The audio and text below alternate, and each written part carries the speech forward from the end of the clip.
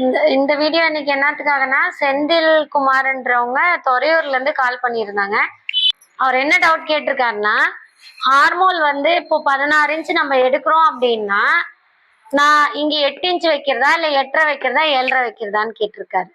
அவரோட டவுட் என்னன்னா, தைச்சிட்ட பின்னாடி எக்ஸஸா வருது அப்படின்னு கேட்கிறாரு. ஹார்மோனு நான் வைக்கும் போது 8 தான் வைக்கிறேன், தைச்ச பின்னாடி பார்த்தா 8.5 வருது, 8.75 வருது, அதிகமா வருதுன்னு சொல்லி கேட்கிறாரு.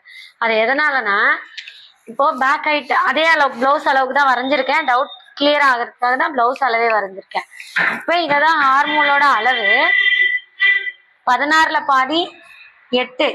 ஸோ 8 தான் இந்த சுற்றலை வச்சிருக்கேன் நான்.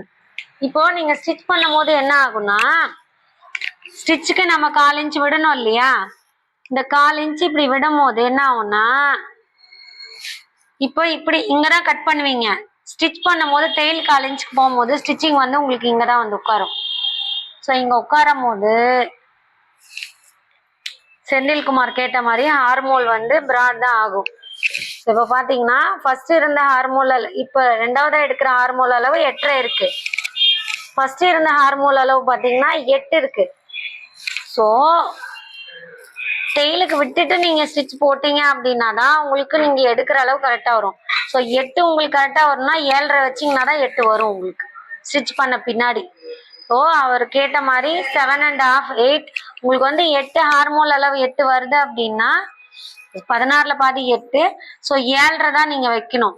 ஸோ 1/2 இன்ச்சு கரெக்டா பர்ஃபெக்டா வரணும்னு நினைக்கிறவங்க, கம்மி ஜாஸ்தி லூஸ் வந்தா நம்ம டக் குடிச்சு குடிக்கலாம்னு நினைக்கிறவங்க அப்படியே வைக்கலாம். இல்ல எனக்கு போட்டோன்னே பர்ஃபெக்டா ஃபிட்டிங் வரணும் அப்படின்னு நினைக்கிறவங்க எடுக்கிற அளவுல இருந்து 1/2 இன்ச்சு கம்மியா வச்சிங்கன்னா உங்களுக்கு ஸ்டிச் பண்ணும் போது கரெக்டா வரும். இந்த வீடியோ உங்களுக்கு பிடிச்சிருந்தா நம்ம பேஜ் ஃபாலோ பண்ணிக்கோங்க. தேங்க்யூ.